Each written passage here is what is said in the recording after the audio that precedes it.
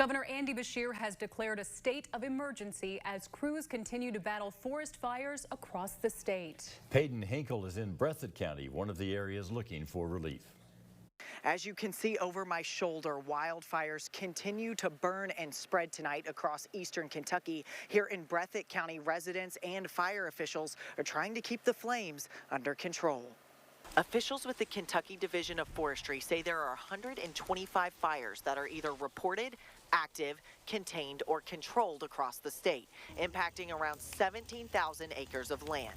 This is why Breathitt County residents like Ted Shellac are anxious. I've never actually faced fire like this close.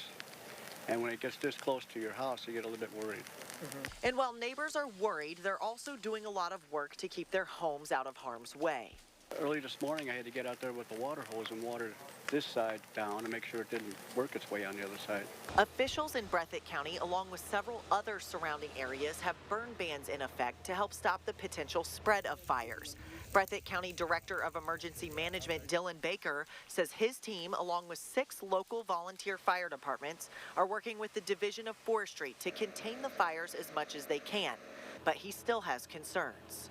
A lot of the people in this county have concerns about health issues, people that have health conditions that the smoke and poor air quality can affect, as well as a threat to our structures, residences, businesses, and things like that.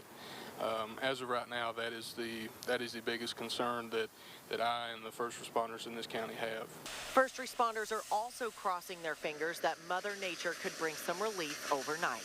Hopefully, rain will come and that will mitigate these issues.